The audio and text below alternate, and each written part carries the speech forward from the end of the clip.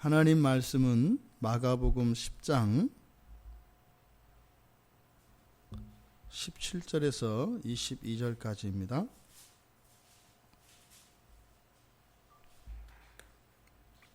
마가복음 10장 17절에서 22절까지 본문을 좀 긴 본문이어서 잘라서 설교를 하려고 합니다. 우리 같이 함께 읽겠습니다. 예수께서 길에 나가실새 한 사람이 달려와서 꿇어 앉아 묻자오되 선한 선생님이여 내가 무엇을 하여야 영생을 얻으리이까? 예수께서 이르시되 내가 어찌하여 나를 선하다 일컫느냐? 하나님 한 분 외에는 선한 이가 없느니라. 내가 계명을 안 하니 살인하지 말라, 간음하지 말라, 도둑질하지 말라, 거짓 증언하지 말라, 속여 빼앗지 말라, 내 부모를 공경하라 하였느니라. 그가 여짜오되 선생님이여 이것은 내가 어려서부터 다 지켰나이다. 예수께서 그를 보시고 사랑하사 이르시되 내게 아직도 한 가지 부족한 것이 있으니 가서 내게 있는 것을 다 팔아 가난한 자들에게 주라.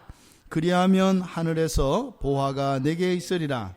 그리고 와서 나를 따르라 하시니 그 사람은 재물이 많은 거로 이 말씀으로 인하여 슬픈 기색을 띠고 근심하며 가니라. 아멘. 아멘. 이 본문 설교 준비를 하면서 큰 은혜가 있었고 정말 하나님의 말씀이 얼마나 오묘한 것이고 얼마나 놀라운 것인가를 다시 한번 깨닫게 되었습니다. 오늘 본문은 그런 이야기입니다. 예수님이 길을 가고 계시는데 어떤 한 사람이 달려와서 예수님께 무엇을 해서 영생을 얻을 수 있습니까? 구원에 관한 질문이죠. 그래서 무엇을 해야 영생을 얻을 수 있습니까? 이렇게 물어봤다는 겁니다. 그래서 예수님이 가르쳐 주셨고, 근데 결론은 뭐예요? 22절에 가보니까 슬픈 기색을 띠고 근심하며 갔다. 예수님을 만나면 구원을 얻나요? 못 얻나요? 얻어요.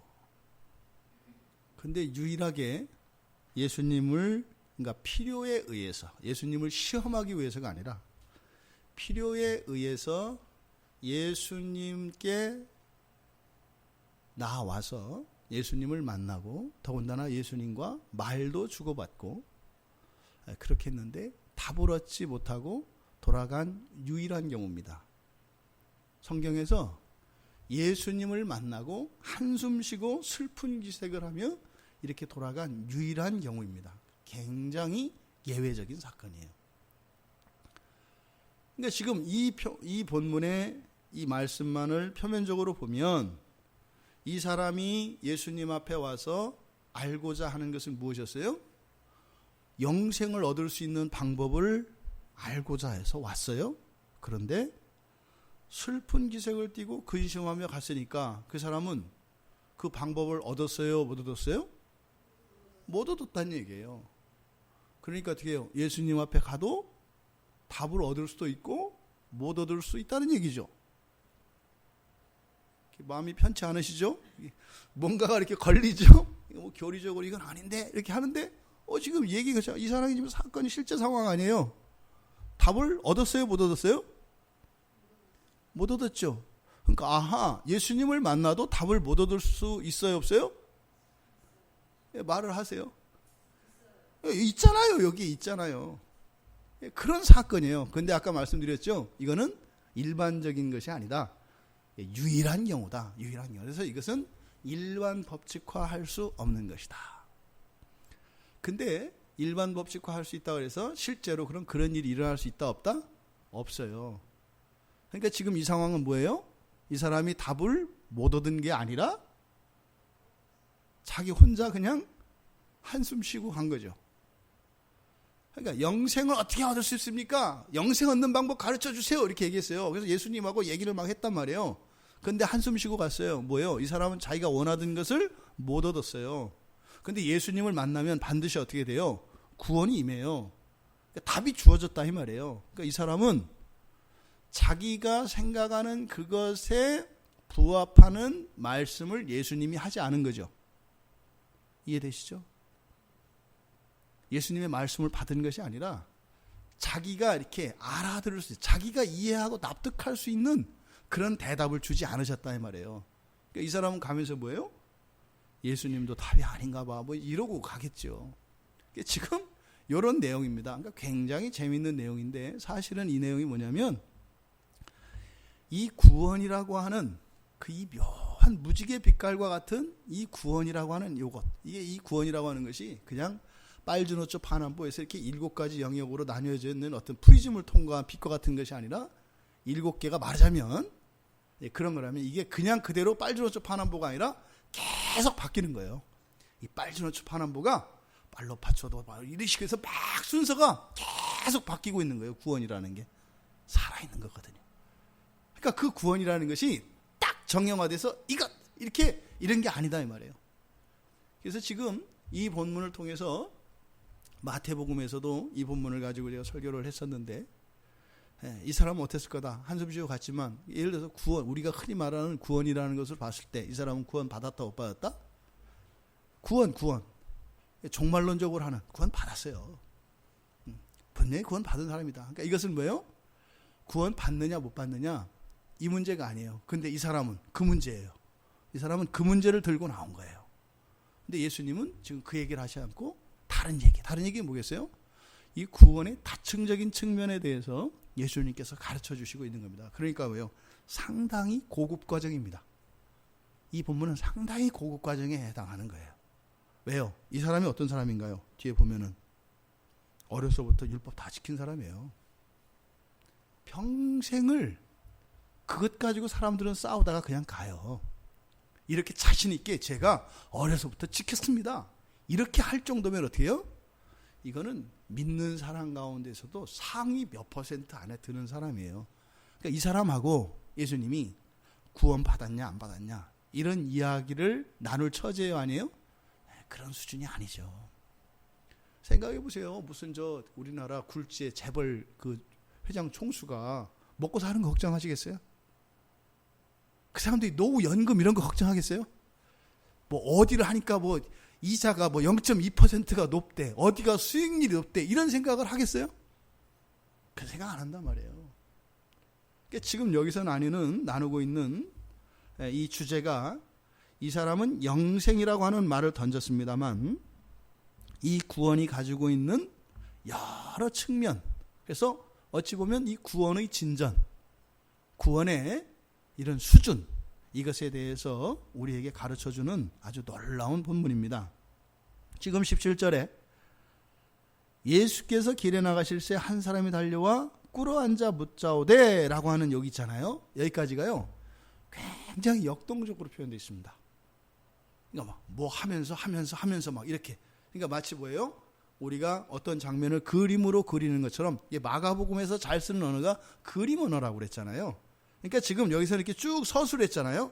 예수님께서 길에 나실새 한 사람이 달려와 끌어앉자. 근데 이거를 마치 이렇게 막 움직이는 동영상과 같이 이것을 나타내고 있어요. 전부 분사구문을 써요. 뭐하는 중에 이렇게 해서 뻥뻥뻥뻥뻥 막 폭죽이 터지는 것과 같이 굉장히 역동적으로 표현을 합니다. 그러니까 뭐예요? 예수님 앞에 이 사람이 달려오는 이 장면은 뭐예요? 굉장히 중요한 장면이고 굉장히 의미가 있는 장면이에요. 여러분들도 왜 그 영화를 보다 보면은 그 영화를 보기 전에 우리가 보통 이 영화를 볼 거냐 말 거냐 뭘 보고 결정해요? 예고편을 보고 결정하잖아요. 어떤 때는 그게 다인 경우 있어요. 영화를 봤는데 그게 이미 다 본 거였구나. 그러니까 그거를 능가하는 어떤 무엇이 없어요. 영화를 봐보니까. 이제 그럴 때 이제 후회를 한단 말이죠. 이거는 이 시간에 올 게 아니라 조조로 와서 깎아서 봤어야 되는 거다. 뭐 이런 생각을 하는 거죠. 그러니까 근데 예고편이라는 것은 뭐예요? 영화 전체를 핵심적으로 다 드러내줘요. 근데 다 드러나면 또 안 되는 거예요. 왜? 다 드러내버리면 나중에 그 보고 나서 뭐 이미 볼 거 다 이미 예고편에 있었네 이렇게 되면 안 되는 거죠. 그래서 이 예고편이 주는 것과 같이 이 17절 앞에 있는 이 상반절에 나와 있는 이 내용들은 바로 그런 거예요. 그래서 이 본문 지금 한 사람이 나와서 예수님께 내가 무엇을 하여야 영생을 얻겠습니까? 이게 예고편의 내용이에요, 이게. 근데 그것을 묻는 이 장면을 지금 아주 역동적으로 이렇게 나타내고 있다. 지금 한 사람이 예수님 앞에 왔어요. 이렇게 왔는데 결국엔 어떻게 갔다? 그 슬픈 기색을 띠고 근심하며 갔다는 거예요. 예수님을 만났는데. 그러니까 이 사람은 지금 도대체 알고 싶었던 것이 무엇일까? 이제 본문의 내용을 읽어보면 그래요. 왜요? 이미 율법을 따르고 있었잖아요. 믿음이 있는 사람이란 말이에요. 그러니까 율법을 따라 살았죠. 도대체 이 사람이 알고 싶었던 것은 뭘까? 알고 싶다는 것은 뭐예요? 표면적으로 이 사람이 영생을 구했지만 사실은 이 사람의 그 거듭난 그 본성이 정말로 알고자 하였던, 다시 말해서 주님 앞에 나오지 않고서는 견딜 수 없게 하였던 그 무엇이 뭘까? 이 충동이 뭘까? 예수님 앞으로 왜 나오게 했을까? 뭐가? 이 사람은 영생이라고, 이게 영생의 문제가 아직 해결이 안 돼서 이 사람은 나온 거예요. 근데 그거에 대해서 예수님이 답을 해주신 거 보니, 답을 하지 않으신 거 보니까 그게 아니다, 다른 거인 거예요, 다른 거. 그리고 예수님을 만났는데 왜 이렇게 슬픈 기색을 하고 떠나갔는가? 여기서 근심하며 이렇게 돼 있잖아요. 근심하며라고 하는 말은 이것도 성경에서 딱 한 번 나오는 표현이에요. 그래서 근심하며, 그러니까 근심은 많이 하잖아요. 근데 여기서 의역을 이렇게 근심하며라고 했습니다만 이게 뭐냐면 고개를 떨구고 이런 뜻이에요. 왜 여러분들 이제 걱정이 있을 때 하다 이제 그렇게 푹 꺼지고 이러고 가잖아요. 고개 숙이고 터벅터벅 걸어가는 그 모습이거든요. 그것을 근심한다 이렇게 얘기를 한 거예요. 그래서 슬픈 기색을 띠고 얼굴이 우울해 보이는 거예요. 그리고 어떻게 해요? 고개를 푹 숙인 채 땅이 꺼져라 한숨을 쉬며 돌아가는 모습입니다. 지금 이 마가복음의 핵심은 제자도라 그랬어요. 그러니까 이 본문을 기록한 것은 사실은 뭐예요? 여러분들을 위한 거예요. 이제 뒤에 23절부터 나오는 이 제자들에게 주시는 교훈의 초점이 있어요. 그렇다고 해서 이 사람이 예수님을 맡은 이 한 사람이 예수님 앞에 나왔던 사건이 무의미한 것이냐? 그렇지 않아요. 여기에 참된 진리가 숨겨져 있다. 그럼 이제 이 한 사람과 예수님 사이에 있었던 이 질문들, 묻고 답하였던 이 내용들을 하나씩 우리가 살펴보면 딱 찾아와서 예수님한테 뭐라고 해요? 선한 선생님이요. 이것도 성경에 딱 한 번 나와요. 선한 선생님이라는 표현 자체가 이 헬라어 문헌에 없어요. 뭐 예외적으로 한 번인가 어디에 쓰였대요. 그러니까 선생님이라고 하는 말에 붙을 수 있는 수식어가 아니에요. 그러니까 선생님은 선하고 안 선하고가 선생님한테 중요해요, 안 중요해요? 안 중요해요. 훌륭한 선생님, 똑똑한 선생님, 무식한 선생님 이렇게 하는 거지. 선생님이라고 하는 이 이름, 이 명칭 직함과 선한 것은 상관이 없어요. 꽝 잡는 게 매예요. 그러니까 선생이라고 하는 이 직업의 의미는 뭐예요? 기능적인 것이라고요. 그러니까 이 선생한테 도덕적이기를 원하는 것 자체가 뭐예요? 의미 없다라고 하는 것이 당시 헬라 사람들의 생각이에요. 여러분들도 있잖아요.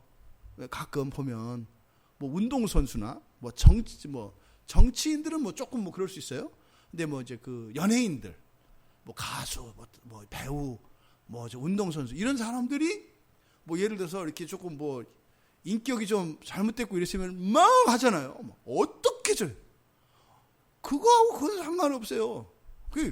그렇게 못된 사람이 어디 한두 사람이에요? 천지 빽깔이지.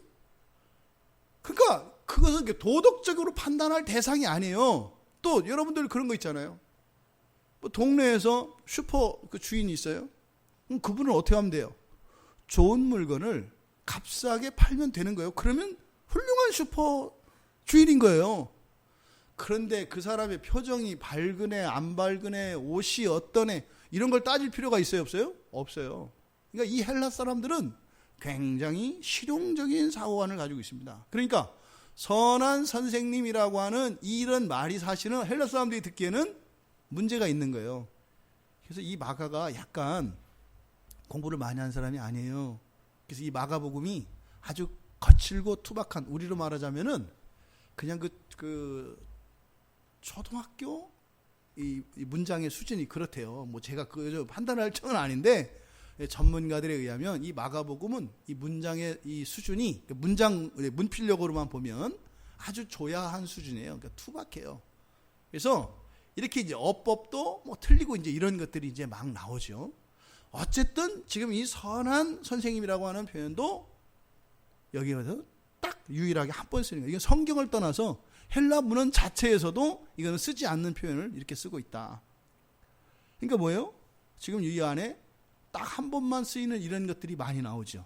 그러니까 그냥 일반적인 구원에 관한 이런 본문이 아니다라는 걸 말씀드리려고 하는 거예요. 그래서 지금 우리말 성경에 이거를 선한 선생님 이렇게 이제 번역을 했어요. 근데 마태복음 19장 한번 가보실래요?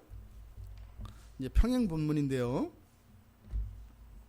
마태복음 19장 16절에서 21절까지가 이 평행 본문이에요. 거기 보면 이제 재물이 많은 사람들이 이제 와서 물어보잖아요. 똑같은 얘기를 하거든요. 그렇죠? 근데 하여튼 차이점 한번 찾아보세요. 지금 마가복음에서 이렇게 선한 선생님이여 내가 무엇을 하여 영생을 얻습니까? 하면서 예수님이 대답한 것, 묻고 답한 것이 마태복음과 무엇이 다른지 발견하셨나요? 예, 마가복음에서는 이 선한이라고 하는 말이 선생님을 수식했죠. 선한 선생님이요 이렇게 얘기했잖아요. 그런데 마태복음에서는 이 선한이란 말이 뭘 수식해요? 일을 수식해요. 그러니까 선생님 내가 무슨 선한 일을 하여야 영생을 얻겠습니까? 이렇게 되어 있는 거죠. 근데 이게 헬라어 본문에서는 뭐냐면 선한이라고 하는 형용사가 위치가 마가복음은 요 앞에 있고요. 그러니까 무엇이라고 하는 말이 있고 선생님이라는 말이 있어요. 그러니까 선생님. 그 다음에 이 마태복음에서는 선생님. 그 다음에 무엇. 그 다음에 선한. 이렇게 돼 있어요. 그러니까 형용사는 원래 뒤에서 꾸미거든요. 그러니까 선생님 무엇 선한이니까 선생님 선한 무엇을 이렇게 해석이 된 거예요. 근데 마가복음은 이 선한이라는 말을 무엇이라고 하는 이 대명사 앞에다 가져왔어요. 그러니까 말의 순서가 돼요. 선생님, 선한, 무엇. 그런데 헬라에서 형용사가 수식하는 일반적인 문법은 바로 앞에 있는 명사를 꾸며요. 우리말은 형용사가 앞에서 뒤에 있는 명사를 수식하잖아요. 선한 선생님. 근데 헬라어는 뒤에서 이렇게 꾸미거든요. 그러니까 선생님이 있고 무엇이 있어요. 그러니까 둘 다 명사잖아요. 선생님도 명사. 무엇, 이거 대명사. 그렇죠? 그러니까 둘 다 수식어가 와요. 근데 요 사이에 형용사가 들어가 있으니까 일반적인 문법으로 보면 선한 선생님 이렇게 하는 게 맞아요. 그런데 헬라어에서 어떤 것을 강조하기 위해서 말의 순서를 바꿔요. 이게 강조용법이거든요. 그래서 형용사를 강조하기 위해서는 명사 앞에 옮겨요. 이게 성경에서 잘 쓰는 문법이거든요. 그러니까 이 마가복음에 나와 있는 이 선한 선생님이라고 한 이 번역, 두 가지 번역이 있어요. 그러니까 우리말에서는 그 일반적인 문법으로 앞에 있는 명사 선생님을 꾸민다 그래서 선한 선생님이라고 번역을 한 거예요. 그러니까 그렇게 이해를 하는 사람들이 있어요. 그런데 이제 저는 이것을 강조용법으로 봐요. 그래서 선한 일. 왜요? 이 사람은 지금 이 사람의 개인적인 입장으로 예수님 앞에 나온 그 이유가 뭐예요? 영생을 얻기 위한 거죠. 영생을 얻으려고 하면 이 사람에게는 어떤 고정관념이 있어요? 선한 일을 해야 된다고 하는 거 있어요. 그러니까 이것도 하고 저것도 하고 막 했는데 내가 뭐예요? 그 한 일들로 아직 충분하지 않아. 아직 충분하지 않아. 그러니까 뭐예요? 완벽하게 꽉 채울 수 있는 어떤 선한 일, 그거를 강조하기 위해서 왔다는 거예요. 왜요? 지금 여기에 사용된 이 문장에 사용된 단어들이나 이런 것들이 뭐예요? 굉장히 예외적인 것들이 많이 사용됐다 그랬잖아요. 그러니까 그렇게 보는 게 맞아요. 그리고 뒤에 보면은 뭐라고 해요? 예수님께서 21절 가니까 한 가지 부족한 게 있다 이렇게 얘기하잖아요. 한 가지 부족한 게 있다. 이 사람이 많이 가졌어요? 조금 가졌어요? 많이 가진 거예요. 부족한 사람이 아니라 생각해 보세요. 한 가지 부족한 사람이 이 세상에 얼마나 되겠어요. 여러분 딱 한 가지만 부족하세요?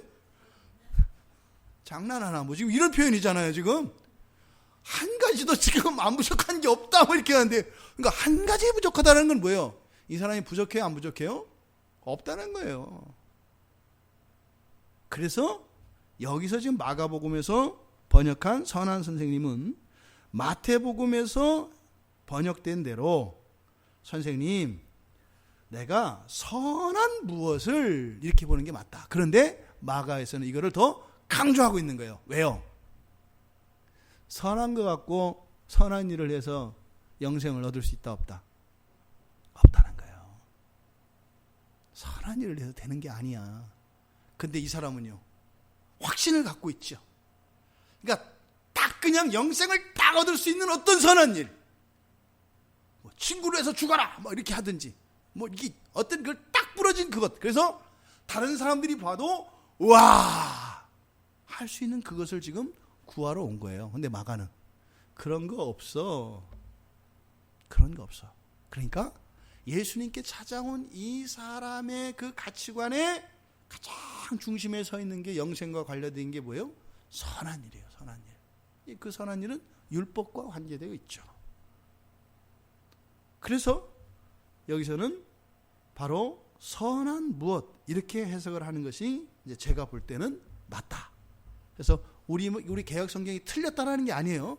원래 이 두 가지 번역이 있는데 우리 개역 성경에서는 이 번역을 따른 거죠. 그래서 선한 선생님. 그런데 그런 표현을 헬라어 자체에서 쓰지 않는 말이다. 그러니까 우리의 사고 속에는 이렇게 할 수도 있지 않나? 그러지만은 헬라 사람들에게 있어서는 이 선생이라고 하는 직업과 이 선한이라고 하는 이 수식어는 전혀 상관관계가 없는 것이다. 그럼 뭐예요? 이것은 강조하기 위한 거다. 뭐가? 영생을 얻을 수 있는 선한 일은 없다. 근데 지금 이 사람이 예수님께 구하고 있는 것은 뭐예요? 없는 것을 구하고 있는 거죠. 그 예수님은 없는 것을 주실 수가 있어요, 없어요? 없어요. 없는 건 없는 거거든요. 그러니까 뭐예요? 사실은 없는 것을 구한다는 것은 뭘까요? 잘못 구하고 있는 거죠. 나에게 필요한 게 뭔지 모르고 있는 거예요. 그러니까 예수님은 이 사람도 모르는 그 사람에게 필요한 무엇을 가르쳐 주신 거죠. 하지만 이 사람은 예수님이 가르쳐 주신 그 말씀을 따라가는 것이 아니라 자기의 생각을 버리지 않았기 때문에 근심하고 슬픈 기색을 띠고 돌아가게 된 거다. 예수님의 그 대답이 그래서 뭐래요? 선한 이는 하나님 한 분 이외에는 없다. 그러니까 이제 이해가 되는 거죠. 선한 일로 영생을 얻는 것이 아니라 영생이라고 하신 것은 오직 하나님으로만 말미암는 것이다. 그래서 뭐예요? 영생을 이룰 수 있는 것은 하나님이 주시는 문제지 우리가 하는 것이 아니다. 그래서 선한 분은 하나님 외에는 없다. 그 말씀이 이해가 되는 거예요. 그러지 않고서는 보세요. 무엇을 하여 영생을 얻으리까? 그랬더니 뭐 예수님이 딴지 거는 것 같잖아요. 말 트집 잡는 것 같지 않아요? 묻는 대답이 안 하고 그 질문이 너는 말을 그렇게 하면 안 되지 하면서 지금 딴지 거는 것처럼 보인단 말이에요. 왜 나를 선하다 해?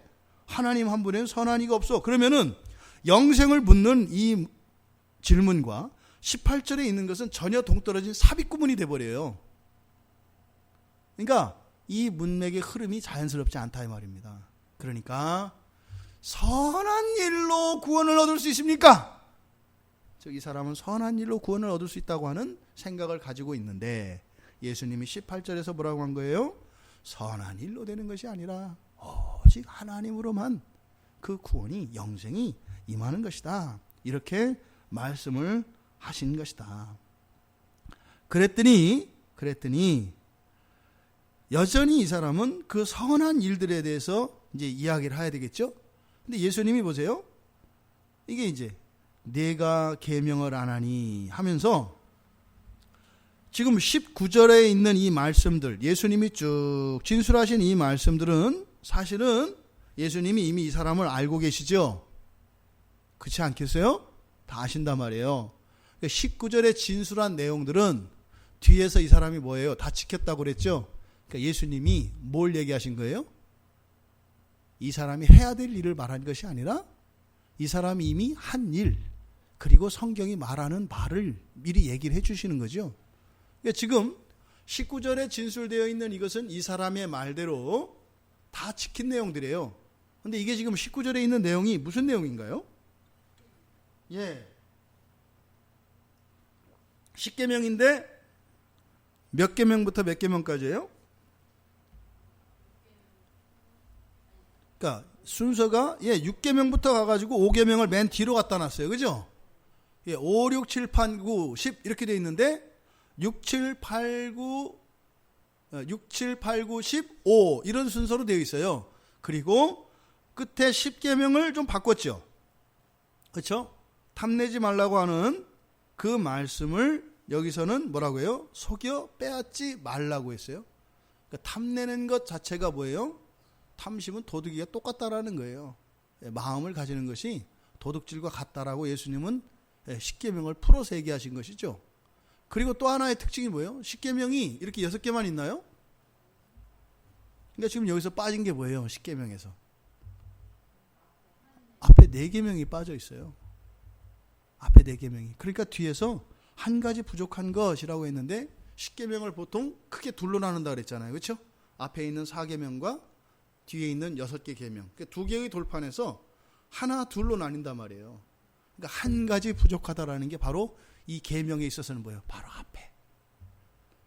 이러한 뒤에 있는 사람들 사이에 지켜야 할 이런 율법들, 이 율법 조항들 말고 하나님과의 관계 사이에서, 즉 하나님께 대한 우리들의 의무, 이것은 빠져 있다 이 말이에요. 누가?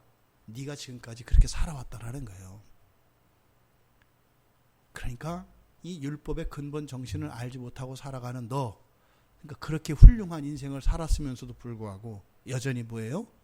내가 구원 받았나 안 받았나, 이게 불안해가지고 벌벌 떨고 있는 너. 그러니까 뭐예요? 구원이 임하긴 임했는데 한 가지가 빠졌네. 그러니까 이 한 가지 부족하다는 의미가 굉장히 다층적인 많은 의미를 포함하고 있는 겁니다. 그랬더니 예수님이 이렇게 해라, 십계명을 지켜라 이 말이죠. 그래서 6계명부터 10계명까지 쭉 얘기를 했단 말이에요. 그랬더니 20절에서 자신 있게 나오죠. 그가 여짜오되 선생님이여 이것은 내가 어려서부터 다 지켰나이다. 여기서 어려서라고 하는 것은 13살을 말합니다. 율법을 지켰다. 그래서 자기의 행위에 대해서 그것을 깨닫고 율법적인 의를 이룰 수 있는 나이가 13살입니다. 그래서 그러니까 이 미취학 어린이, 그 12살까지 이 아이들은 자기들의 행위에 대해서 책임이 없어요. 부모들에게 있죠. 그래서 13살부터는 자기의 행위에 대해서 자기가 책임져야 합니다. 그러니까 여기서 어려서부터라고 하는 것은 바로 뭐예요? 율법의 의무 아래 놓이게 된 때부터, 이런 뜻이에요. 그러니까 그 13살입니다. 그러니까 13살부터는, 그러니까 내가 우리말로 하면 뭐예요? 주님을 만난 뒤로는, 이런 뜻이에요. 주님을 만난 뒤로는 내가 한 번도 죄를 지은 적이 없습니다. 그 요한 웨슬레가 했던 말이라고요. 요한 웨슬레도 이 말을 했어요. 이 사람이 했던 것처럼 내가 어려서부터 이 모든 것을 다 지켰습니다. 이 얘기를 요한 웨슬레가 죽으면서 유언을 했어요. 내가 주님을 만나기 전에는 정말 죄인으로 살았지만 예수님을 만나고 난 뒤로는, 인격적으로 내가 예수님을 주님으로 영접하고 난 뒤에는 한 번도 죄를 지은 적이 없다. 이렇게 유언을 남기고 죽었어요. 그래서요, 이 웨슬리안들은 어떻게 생각을 해요? 완전 성화가 가능하다고 얘기를 하는 거예요. 왜? 요한 웨슬레가 죽을 때 거짓말했을 리 없으니까요. 되는 거구나. 될 수 있는데 자꾸 사람들이 그러니까 어떻게 해요? 자꾸 연약해져서 할 수 없다라고 얘기하는 거구나. 이게 무슨 말인지는 알겠지만 사실은 만약에 됐다 하더라도 그건 사람이 할 수 있는 것이 아니라 하나님이 그렇게 한 것이죠. 그래서 하지만 요한 웨슬레가 이야기한 것은 하나님의 은혜로 그렇게 한 것이다, 이 얘기를 한 것이지 인간의 힘으로 할 수 있다라고 한 것은 아니라는 것이 저의 생각이에요. 그리고 웨슬레의 그 완전성화론이라고 하는 그 내용을 보면 저는 그게 느껴져요. 똑같은 얘기예요. 우리가 하는 오직 은혜를 하는 얘기와 그 웨슬레가 나는 다 했다라고 하는 거 뭐예요? 전적으로 나는 하나님의 은혜만 의지했다 라고 하는 고백으로 저한테는 똑같이 받아들여요. 그러니까 뭐 알미니안이나 뭐 이렇게 전혀 다르지 않아요. 같은 복음을 이야기해요. 근데 지금 여기서 그 이야기를 하는 거죠. 다 시켰습니다. 어려서부터 다 시켰습니다. 어때요? 그러니까요? 대단한 사람이라니까요. 유대교인들의 가장 기본적인 생활상, 유대교인들의 가장 기본적인 생활상, 기본적으로 이 사람도 어떻게 해요? 1년에 한 번씩 성지순례를 합니다. 기본적으로 1년에 한 번 성지순례를 해요. 이슬람, 무슬림들도 마찬가지죠. 기본적으로 1년에 한 번은, 그러니까 옛날에 성지순례를 한다라고 하는 것은요, 몇 달까지 걸려요. 그러면요, 1년 12달인데요, 그 시간에서 짧게는 한 달에서, 길게는 2달에서 3달, 아주 길게는 6개월 정도를 뭐 하는 거예요? 일하지 않고 성전에 가는 일을 위해서 인생을 써요. 우리는요, 1년에 52주가 있거든요. 52주를 우리가 예배를 드리는 위해 써요. 보통 일반적으로. 그렇게 매주 이렇게 가는 것도 쉽지 않아요. 오래 걸려요. 그러면 1년에 52주라 그래요. 하루에 그냥 4시간씩 오전 다 쳐줘. 4시간이라고 치자 말이에요. 예배 드리고 오고 가고 하는 것을 그냥 4시간이라고 치자고요. 그러면 4시간이면은 1년에 52주니까 4, 5, 20, 그러니까 208시간 아니에요. 그럼 하루 24시간을 치면 열흘이 안 돼요. 그렇죠? 열흘이 안 된다고요, 열흘이. 근데 그것도 어렵잖아요. 근데 유대교인들의 기본은 뭐라고요? 한 달에서 6개월 정도는 성전에 가기 위해서 1년을 쓴다니까. 이거는 뭐 신앙 좋은 사람이 아니라 기본이에요, 기본. 기본적인 생활이에요. 그리고 10의 3조를 해요. 자기가 번 돈의 10분의 3을 하나님께 드린다고요. 11조 갖고 막 자꾸 얘기하고 그러는데, 돈 내라 이 문제가 아니라 하나님과의 관계 안에서 10의 3조가 기본이에요. 대부분요. 10의 6조, 7조를 해요. 대부분. 10의 3조는 뭐예요? 10의 1조는 성지순례를 위해서 비축해 놓습니다. 그것도 하나님 위해 쓰는 거잖아요. 그러니까 성지순례를 하기 위한 비용으로 항상 자기 소득의 10분의 1을 뗍니다. 그리고 10분의 1은 가난한 사람들을 위해서 구제를 하기 위해서 10분의 1을 항상 뗍니다. 그 다음에 이 10분의 1은 주의 종들에게 성전으로 이렇게 하나님께 드립니다. 그래서 실제적으로 이 사람들의 삶 속에 있는 이런 재물 사용은 경제는 어떻게 해요? 10분의 7을 가지고 살아가는 게 기본이에요. 뭐가? 따뜻한 생활에서. 그럼 생활이 부여로워지면 어떻게 될까요? 10의 3조가 4, 5, 6으로 올라가요. 왜요? 내 생활비를 더 늘리는 것이 아니라 하나님을 영화롭게 하기 때문에. 그러니까 소득이 100만 원일 때와 소득이 1000만 원일 때와 1억일 때가 다르잖아요. 그죠? 소득이 1억일 때 10분의 1이면 1000만 원 아니에요. 엄청 크잖아요. 그죠? 100만 원일 때 10분의 1이면 10만 원 아니에요. 10만 원 내던 사람이 1000만 원 헌금을 해요. 여러분 어때요? 근데 그걸 살짝 뒤집어 볼까요? 90만 원을 갖고 살던 사람이 9천만 원 갖고 살면요.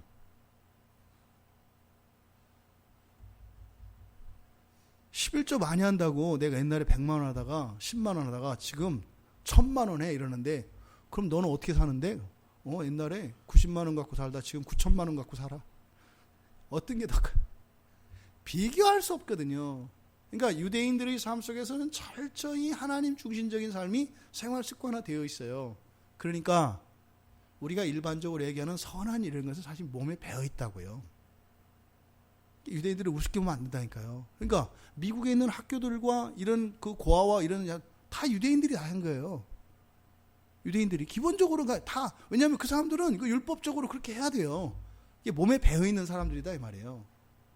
그러니까 지금 이 사람이 여기서 말하는 게 이게 장난이 아니에요. 그러니까 그런 것을 뛰어넘는 사람이거든요. 뛰어넘는 사람. 그런데도 어떻게 해요? 확실히 안 서요. 그러니까 더 선한 일, 짜릿한 선한 일, 아주 그냥 아주 스펙타클한 선한 일, 이걸 막 찾아서 내 마음을 꽉 채울 수 있는, 이에서 채운다는 건 뭐겠어요? 하나님도 어찌할 수 없는 뭐 이런 거죠. 담보물 같은 이런 거를 지금 이 사람은 찾고 있는 거예요. 그러니까 그러면 사람 보세요. 이 사람은 율법에 의해서 율법을 지키면 의로워져요? 의로워지지 않아요? 의로워져요. 그러면 자기 말대로 다 지켰다면 이 사람은 의로운 사람이에요? 아니에요? 의로운 사람이에요. 그러면 영생을 얻었어요? 안 얻었어요? 얻었어요. 이게 지금 예수님 앞에 와서 자랑질이네. 무엇을 해야, 어떤 선한 일을 해야 영생을 얻겠습니까? 하고서는 조목조목 얘기해 보니까 사실은 다 얻었어. 그러니까 결국에는 죽겠다고 하는데 와서 하는 게 뭐예요? 자랑하는 거예요. 나는 지금 그냥 진짜 한 끼 한 끼를 먹는 게 하나님의 은혜고 이렇게 살아가. 근데 뭐 집도 저 뭐 한 200평짜리 집에서 살고 차도 뭐 외제차를 4대 5대 갖고 있어. 근데 와가지고 나를 찾아왔어. 죽겠다는 거예요. 어려워서. 그래서 집사님은 참 좋겠다. 이번 뭐 프로젝트가 뭐 한 5천억 공사인데 그거 지금 공사비를 못 맞춰서 우리가 지금 죽어나잖아 지금. 그래서 뭐 어디 은행장을 가서 만났는데 뭐 은행장이 뭐 된다 안 된다 그러고 미치겠는 거야. 집사님 이런 걱정 안 해보지. 정말 좋겠다.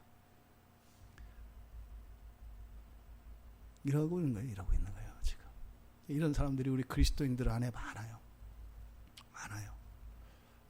구원에 대한 지금 이 예수님을 찾아와서 어떤 선한 일을 해야 영생을 얻겠습니까? 라고 하는 이 질문을 하는 일들이 지금도 계속되고 있어요. 왜요? 여기서 있잖아요. 묻자오데라고 하는 이 묻는다고 하는 이 표현을 헬라 본문에 보면은 미완료형으로 나타나돼 있어요. 그러니까 미완료는 뭐예요? 그 질문이 끊겼다 안 끊겼다? 계속되고 있어요. 그러니까 이 한 사람이 불특정인이거든요. 그러니까 뭐예요? 이 사람 뒤에 줄 서 있는 사람들이 계속 줄 서 있어요. 이렇게 계속 예수님한테 심지어는 이런 스스로 나는 이렇게 율법을 지켰고 믿음도 있다고 생각을 하면서 자기 안에는 뭐예요? 이런 영생에 대한 확신이 없어서 늘 그걸 물어보는 사람들이 이렇게 줄 서서 이렇게 기다리고 있어요. 다음 순서 다 와서 물어보는 게 뭐예요? 어떤 선한 일을 해야 영생을 얻겠습니까? 이게 뭐예요? 다른 사람들과는 좀 차별화되는, 그렇게 누가 봐도 저 사람은 하나님도 버리실 수 없다라고 하는 그런 사람이 어떻게 해야 되겠습니까? 말씀만 해주십시오. 이렇게 지금 이야기하고 있는 거죠. 그런 그에게 예수님이 뭐라고 하세요? 어려서부터 다 지켰나이다. 그러니까 예수님이 아까 그랬죠? 19절에서 이미 예수님이 그 목록들을 열거함으로써 이 사람에게 빠진 것이 무엇인지를 사실은 먼저 얘기하신 거예요. 뭐가 빠졌다고요? 네가 십계명을 지키긴 지켰는데 사람들에 대하여 하나님이 주신 명령은 네가 참 지키고 완벽하게 잘했는데 왜 하나님에 대해서는 이야기 안 하니? 오직 하나님의 주권만 인정하고 오직 유일신 하나님의 영광만을 위하여 또 그 하나님이 먼저 너를 사랑했다는 것에 대해서는 왜 얘기 안 하니? 네가 한 이 6가지의 계명을 자신 있게 지켰다고 한 것이 너의 행위로가 아니라 하나님의 은혜로 됐다는 것을 너는 왜 모르니? 이게 이미 19절 말씀 안에 나와 있던 겁니다.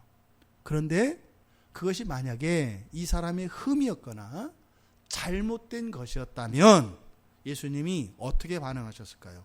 일반적으로 신약성경 이 복음서에서 예수님이 반응하시는 그 반응을 나타낼 때 뭐라고 했을까요? 그러니까 지금 이 사람이 뭐예요? 구원을 못 받은 사람이에요. 잘못하고 있어요. 결함이 있어요. 버려야 돼요. 그러면 어떻게 했을까요? 어떤 표정을 지으시면서 어떤 마음으로 예수님이 말씀하실까요? 보통은 뭐라고 해요? 불쌍히 여기시며 애통해 하시며 이렇게 얘기를 해요. 그런데 21절에서 뭐라고 하셨어요? 사랑하사 여기서 사랑한다고 하는 것은 그의 그러한 행위에 대한 인격적인 반응입니다. 어떤 주석서에서는 이거를 그냥 이 사람을 구원 못 받은 사람을 못을 딱 박아버려요. 그냥 딱 구원, 왜? 맨 뒤에 슬픈 기색을 하고 근심하며 갔으니까 구원 못 받은 사람으로 못을 박아요. 그리고 나서 이제 본문을 해석하는 거예요. 그러면 구원 못 받은 사람, 죄인 아니에요. 고집스러운 사람 아니에요. 그러니까 하나님이 그런 사람을 사랑해요, 안 사랑해요? 사랑하지 않아요. 일반적으로는. 근데 지금 사랑한다고 했잖아요. 그러니까 그랬어요. 무조건 사랑하시는 하나님의 성품이 나타난 거다, 이렇게 한단 말이에요. 그건 잘못된 번역이에요. 여기서 이 사랑한다라고 하는 이 사랑의 표현은 바로 앞에서 이야기한 그의 행위, 그의 인생의 그 삶에 대한 평가로서 주어지는 인격적인 답이에요. 그를 보시고 사랑하자 그랬잖아요. 그를 보시고. 그러니까 불쌍한 것을 보고 사랑하지 않아요. 불쌍한 것을 보고 불쌍히 여기세요. 그러니까 사랑한다고 하는 것은요, 잘했다고 칭찬하는 거예요. 잘했다고. 그러니까 그의 삶을 인정하신다 이 말입니다. 그러면서 한 가지 부족한 것이 없다, 이렇게 얘기를 해요. 한 가지 부족한 것이 있다.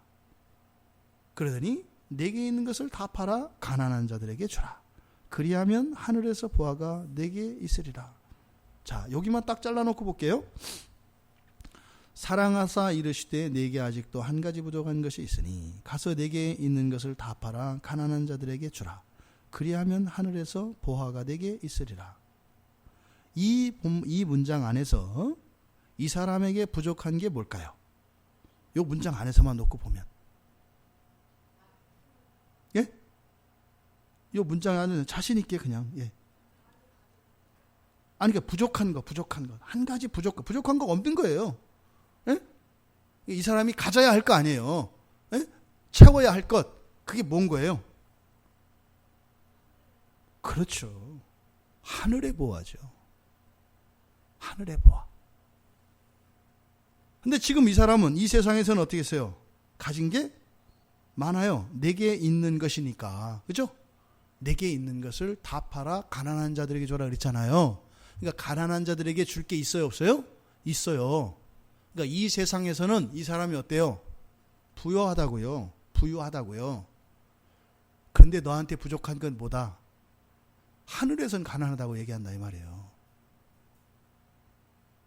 얘야, 내가 원하는 것은 이 땅에서도 부유할 뿐만 아니라 하늘에서도 부유한 것이란다. 너는 어쨌든 이 땅에서는 부유하다. 뭐예요? 율법적으로 다 지켰다. 다 일맥상통해요. 근데 너한테 한 가지 부족한 게 있다. 뭐예요? 하나님에 대한 계명. 그것이 재물로는 뭐예요? 하늘의 보화. 하늘의 재물이. 너 하늘에서는 가난해. 근데 이 말이에요. 나는 네가 하늘에서도 어떤 거예요? 부자였으면 좋겠어. 이 말씀이에요.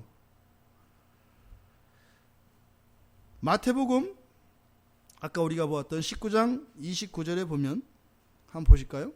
마태복음 19장 평행본문인 29절에 가보시면 거기서는 이렇게 나와 있죠. 마태복음 19장 29절에 보면 또 내 이름을 위하여 집이나 형제나 자매나 부모나 자식이나 전토를 벌인 자마다 여러 배를 받고 또 영생을 상속하리라.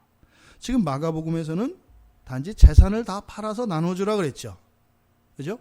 근데 마태복음에서는 재산뿐만이 아니라 재산을 전토라고 이야기를 했고, 여기서는 형제, 자매, 부모, 그러니까 집과 전토, 재산과 관계되어진 것인데, 여기서는 형제, 자매, 부모, 자식 모든 이런 친족 관계까지 버리는 것으로 이야기를 해요. 그런데 받는 게 뭐예요? 마태복음에서 한 가지를 받아요? 두 가지를 받아요? 두 가지를 받아요. 무엇과 뭘 받아요? 버린 것의 여러 배. 그렇죠? 투자한 것의 여러 배를 받아요. 그것과 영생은 또 달라요. 근데 영생을 상속한다. 계속 받는 거죠. 그러니까 두 가지를 받아요. 그러니까 지금 이 사람이 한 가지 부족한 게 뭐예요? 영생은 이미 받았어요, 안 받았어요? 받았어요. 그런데 이 사람에게는 뭐가 없어요? 하늘의 재물이, 하늘의 보화가 없다고요. 하늘의 보화가. 그러니까 이미 누린 영생, 그게 다가 아니다. 천국에서도, 그러니까 여러분 보세요.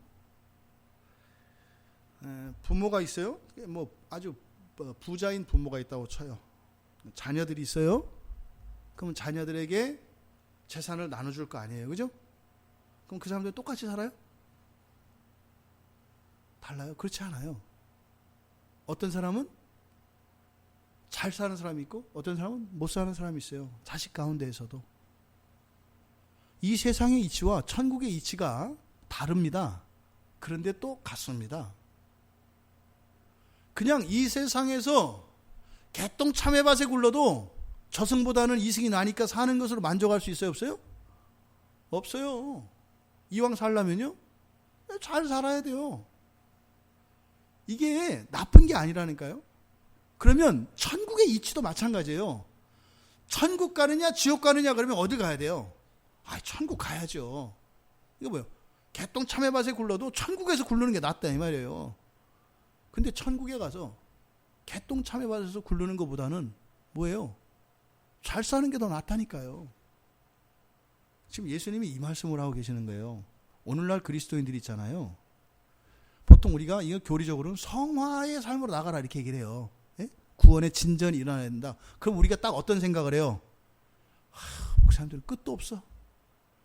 끝도 없이 그냥 그렇게 그 신앙생활에만 목 매달을 해. 이렇게 생각을 해요, 일반적으로.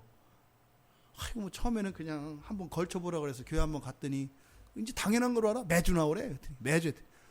이제 주일 안 나오면 이제는 막 눈을 부라려.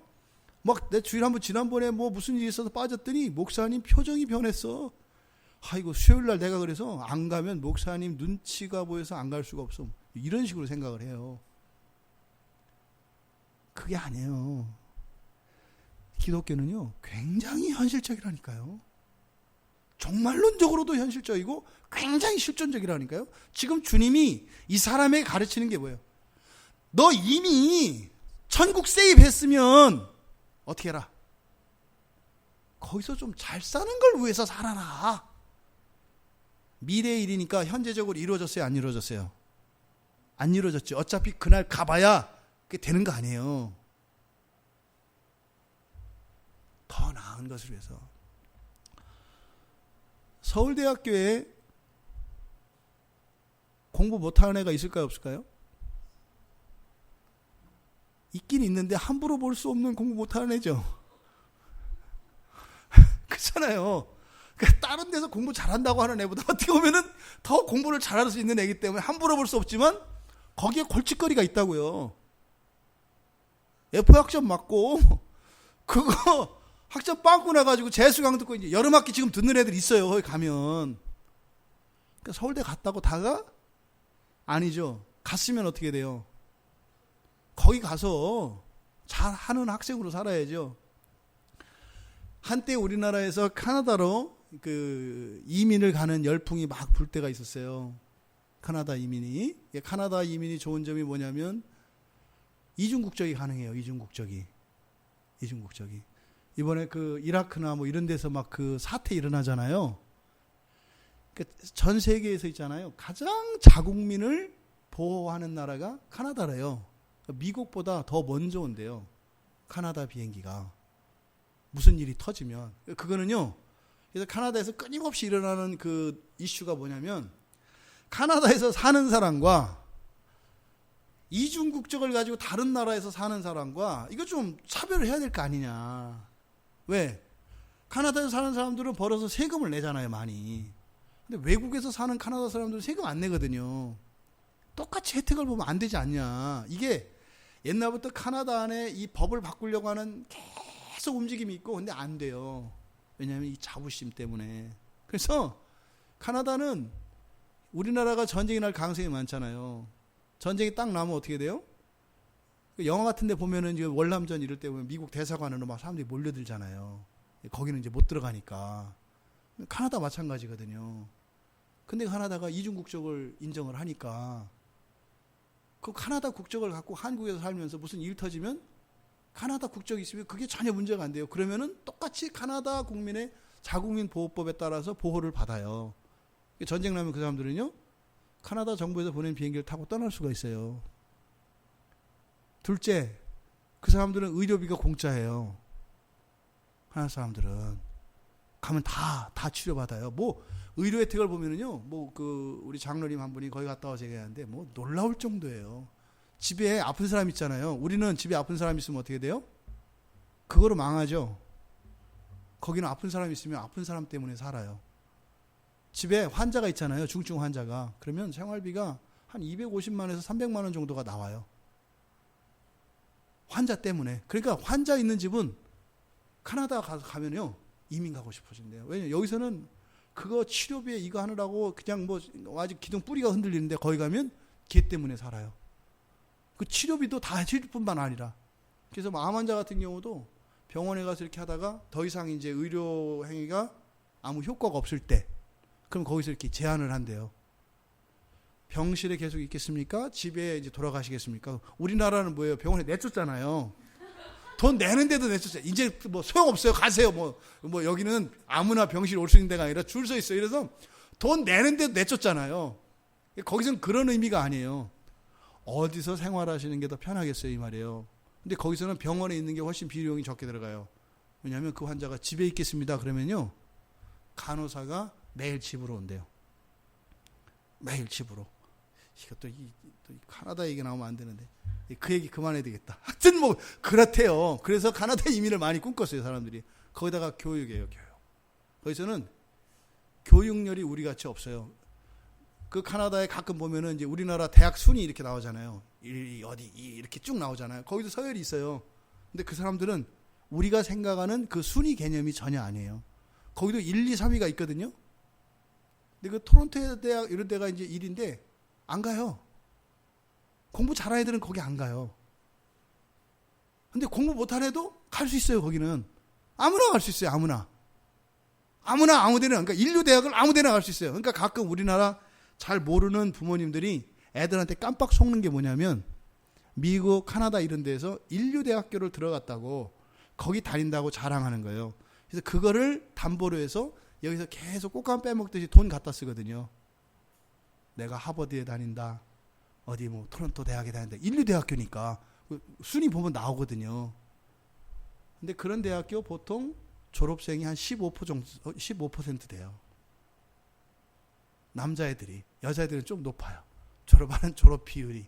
한 15%만 졸업을 해요. 그러니까 그 대학교 다닌다 그래서 우리나라는 그 대학교 다니면 취업까지 보장 안 해요. 이게 전혀 이런 개념이 달라요. 근데 거기서는 그렇게 공부가 아니라 스스로 할 수 있고 스스로 할 때는 기회가 완전히 이렇게 열려 있어요. 완전히 열려 있어요. 언제든지 놀다가도 하면은 그때 다시 하면은 할 수 있어요. 그래서 이 막 카나다를 막 이제 가려고 하던 이런 게 있어요. 근데 거기 갔다고 해서 다 그렇게 되는 것은 아니에요. 한국 돌아오고 싶어요. 비행기표가 없어서 돌아오지도 못하고요. 거기서 죽지 못해서 쓰레기통 뒤지면서 사는 사람들이 적지 않아요. 이게 제가 뭐 의료 혜택이 좋고 학교가 좋고 이러니까 가면 다 되는 거 아니에요. 그러니까 카나다 이민 갔다 왔다 끝이다 뭐 놀고 먹어도 되겠다 그래 될까요? 그런 건 없어요. 그냥 이민 간 걸로 만족하지 말고 가서 그런 것들 누리면서 진짜로 행복하게 여유 있는 삶을 사는 게 중요하지 않겠어요? 구원도 마찬가지라는 거예요. 여러분들이 예수를 믿었어요. 구원을 받았어요. 그러면 그것으로 끝나는 게 아니다. 정말 예수 믿고 구원을 누리며 살아가는 것, 영생을 소유하는 것과 영생을 누리는 것은 다르다.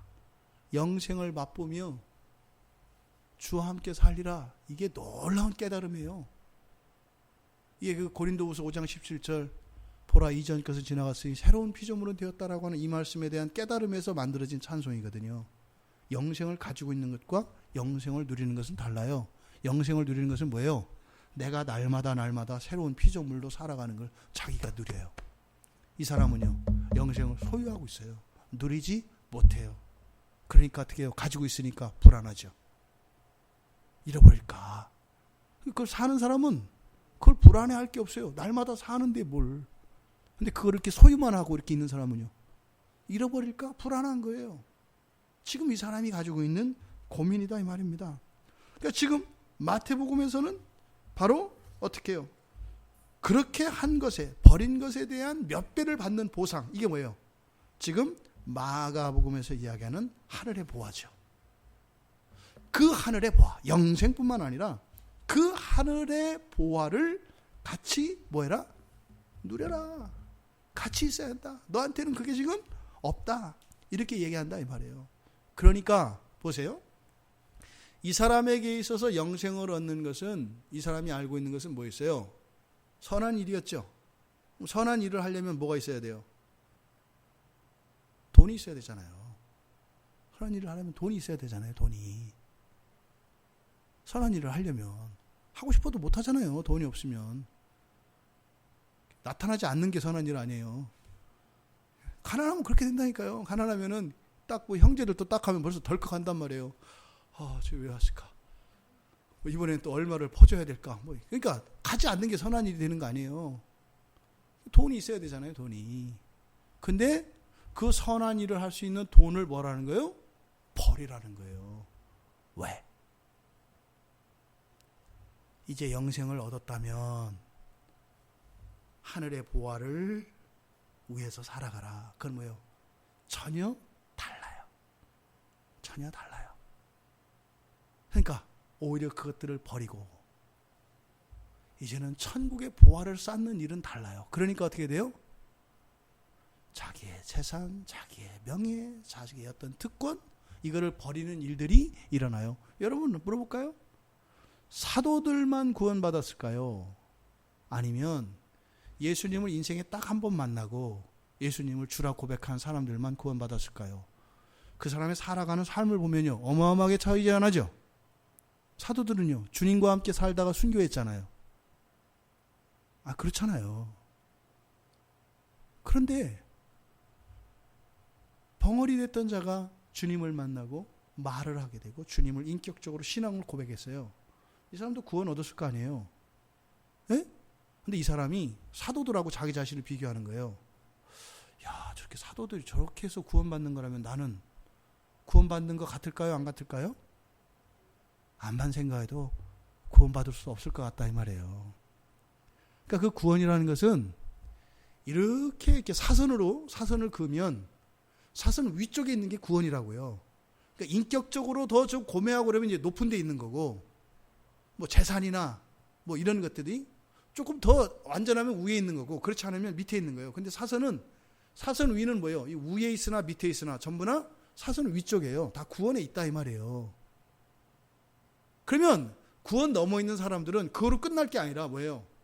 이 아래 있는 사람들은 더 높은 차원으로 올라가야 되죠. 그러니까 이것을 우리가 교리적으로는 성화의 삶을 사는 것이고, 근데 이거는 단지 어떤 종교적인 율법적인 요구가 아니라 누구를 위한 것이다? 나를 위한 것이다. 나를 위한 것이다.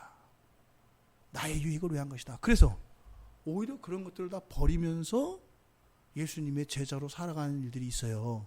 그런 사람들은 하늘의 보화를 쌓는 거다 얘기한다 이 말이에요. 이 사람이 고민해야 될 것은 그러니까 무엇인가요? 영생의 문제가 아닌 거죠. 뭔 거예요? 하늘의 보화를 쌓는 일을 위하여 살아가야 하는 거죠. 그러니까 이 사람이 해야 되는 일은 선한 일을 운운하는 게 아니죠. 이제는 그를 뛰어넘어야 되는 거죠. 그래서 예수님이 그것을 다 팔아주고, 그럼 보세요. 그 돈으로 다 팔아서 도와줬어요. 그럼 이 사람은 더 이상 도와줄 수 있어요, 없어요? 없잖아요. 그러면 돈이 있는 사람은 구원을 받고 돈이 없는 사람은 구원 못 받겠네. 근데 예수님은 뭐라 그래요? 내 전 재산을 팔아서 다 나눠주고 다시 또 벌어서 또 해라 이렇게 안 하시잖아요. 그것을 버리고 그 다음에 뭐라고 이야기하세요? 그렇게 한 다음에 뭐 해라? 다 팔아서 주고 나서 나를 따르라라고 해요. 그러니까 지금 여기서 어떻게 해요? 그렇게 선한 일로 일로 해서 네가 영생을 누리는 것처럼 했던 이런 이 세상에 있는 이런 일보다 하늘의 보화를 정렬 쌓는 일은 뭐예요? 이제는 그런 것들을 다 내어주고 예수를 따라 사는 삶이 가장 하늘의 보화를 쌓는 일이다. 그럼 보세요.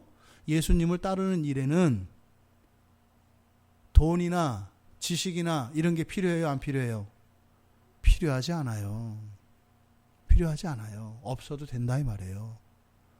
또 구원이라고 하는 것도 뭐예요? 선한 것은 오직 아버지 하나님 한 분 위에라고 그랬죠. 그러니까 하나님이 구원을 주시는 거죠. 그러니까 돈, 지식, 무슨 선행 이런 게 나한테 내가 신앙생활하고 하늘의 보화를 쌓고 구원을 얻는데 제약이 되거나 방해가 되는 것이 있어요? 없어요? 없어요. 공평해요? 불공평해요? 공평해요. 우리의 삶 속에서는 다양한 능력과 다양한 신분과 재산의 차이와 모든 차이가 있지만 하늘에서는 공평하다 이 말이에요. 하늘의 보화를 쌓는 일도 돈으로 보화를 쌓는 게 아니라 뭐라고요? 예수님을 따라. 예수님을 따라간다는 것은 뭘까요? 예수님의 말씀을 따라 살아가는 거예요. 여러분들 지금 오늘 뭐 하늘에다 많이 쌓으셨네요. 하늘에 많이 쌓으신 거예요. 1포인트 획득하셨습니다. 천국 통장에 1포인트. 실제로 그렇다니까요. 실제로. 선한 우리들의 행위, 이것들은 사실은 그러니까 무엇과 관계가 있다? 천국의 보화를 쌓는 일에 사용되는 것이 가장 지혜롭다. 그래서 재물을 가지고 뭘 하라 그래요? 악한 재물을 가지고 친구를 사귀라고 하잖아요. 왜요? 천국의 보화를 쌓는 일이기 때문에 그래요. 그런데 돈이 없으면 그렇게 못하는 것이 아니다. 왜? 돈보다 더 보화를 쌓는 일이 이 본문에 의하면 뭐예요? 예수님을 따르는 거예요. 예수님을 따르는 거예요. 한 가지 부족한 것이 내게 있다라고 하는 이 예수님의 말씀, 이것이 우리들에게도 동일하게 적용됩니다. 뭐 하면 뭐 하리라, 뭐 하면 뭐 하리라. 이것이 구약의 전형적인 표현이에요. 근데 지금 예수님께서 다 팔아서 가난하게 주라 하면서 그리하면 하늘에서 보화가 내게 있으리라. 근데 이게 누가 말을 했냐에 따라서 이 말이 의미가 있기도 하고 없기도 하잖아요. 그렇죠? 굉장히 중요한 말이에요. 그렇게 하면 이렇게 될 거야. 굉장히 중요한 거예요. 누가 이 말을 하냐. 근데 지금 예수님의 이 말씀은 레위기 18장 4절의 인유입니다. 한번 구약 성경 가서 레위기 18장 4절이 뭔지 한번 보세요. 레위기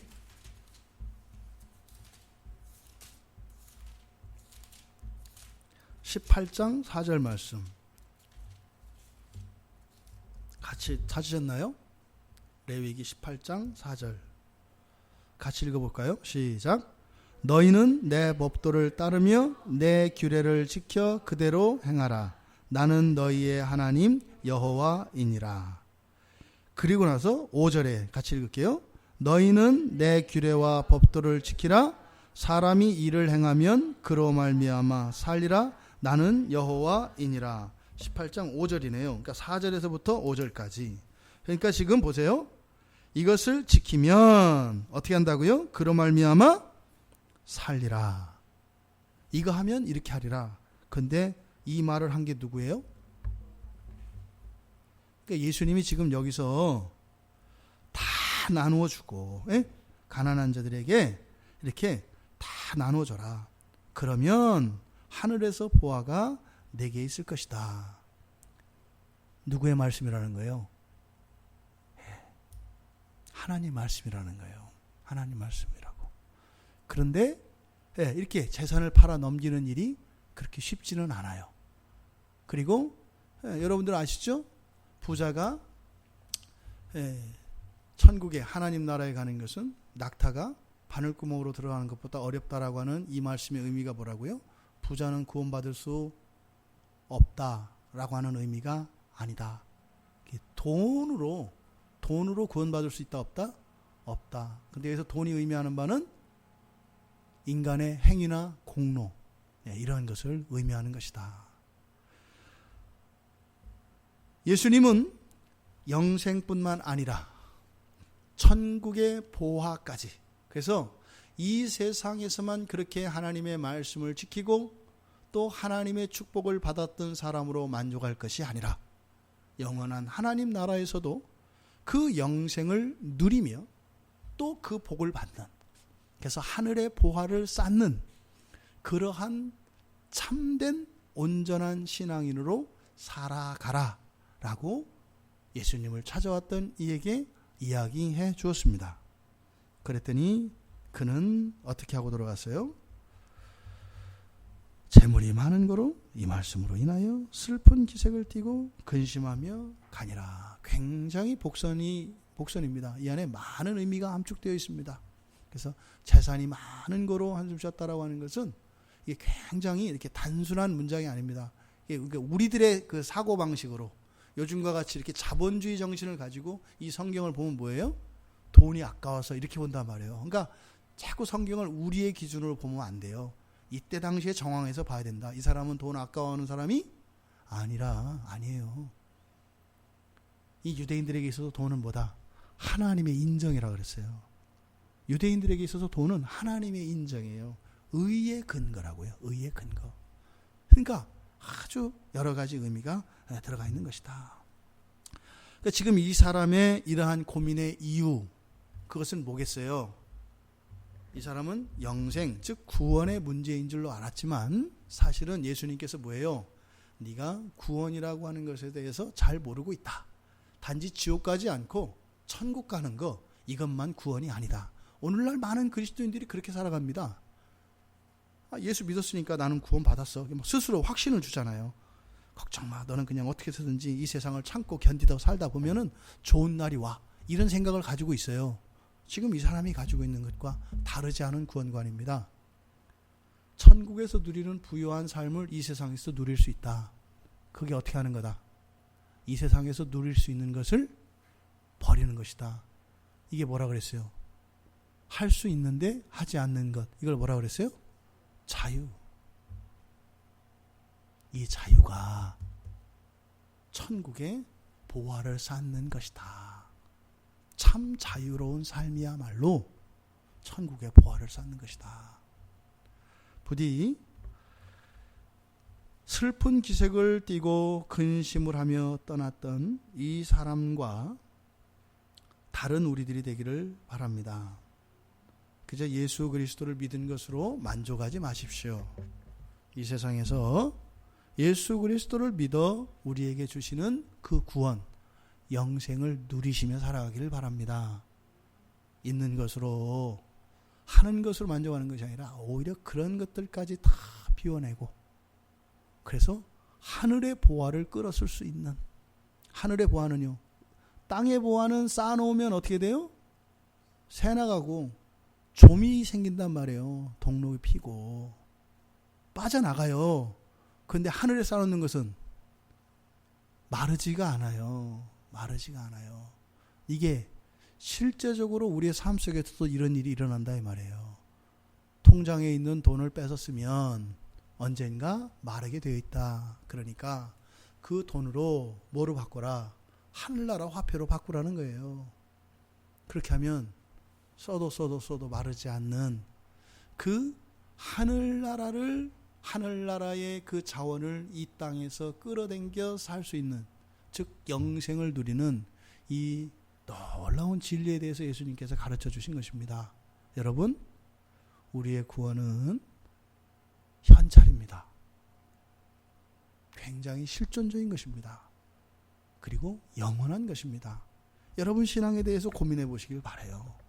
정말로 이 신앙이 나를 부욕해 하고 나를 행복하게 하고 나에게 만족을 줄 수 있는 것인가? 예수님은요, 그렇다고 얘기를 하신 거예요. 그런데 이 사람은 이 세상에서는 그것을 누리고 있을지라도 그 영원한 나라에서는 그것이 계속되지 않을 것이다라고 하는, 않을 수도 있다라고 하는 생각을 가지고 있음으로 해서 한 가지가 부족하다라고 얘기했는데, 사실은 이 한 가지가 모든 것과 같은 것일 수 있어요. 왜?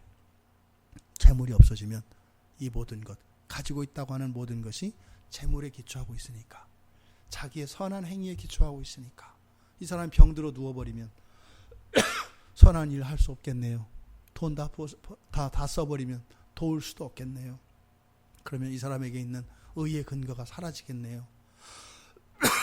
그러니까 예수님은 그런 것이 아니라 하늘의 보화를 쌓는, 그래서 하늘의 보화로 살아가는 그런 인생으로 나오라고 주님은 이 사람에게 말씀해 줬습니다. 여러분들, 무엇을 해서 영생을 얻나? 라고 하는 질문을 여러분도 가지고 있습니까? 이미 주님 앞에 나와서 주님께 그 말씀을, 그 질문을 하는 것 자체가 어리석다는 겁니다. 왜요? 구원의 주이신 주님 앞에 와서 어떻게 해야 구원을 얻습니까? 라고 하는 이 질문은 매우 어리석은 것이다. 왜? 내가 구원 안 받으려고 해도 구원의 주이시기 때문에 그분이 나를 구원하실 것이다. 그럼 나는 그걸 누리면서 사는 일이다. 잔뜩 쌓아놓고 그것을 누리지 못하며 노심초사하며 전전긍긍하며 살아가는 이 땅의 자녀들 너무나 많습니다. 마르지 않는 그 구원의 자원, 영생의 자원을 끌어쓰는 것이 아니라 자꾸 마르는 이것으로 어떤 의미를 삼으려고 하는 이러한 잘못을 오늘 성경은 깨우쳐주고 있습니다. 여러분, 예수는 여러분의 모든 것입니다. 예수께서 우리에게 주신 구원은 모든 것이고 완전한 것입니다. 한 가지 부족함이 없는 온전한 구원을 누리실 수 있는 우리 모두가 되기를 주님의 이름으로 축원합니다.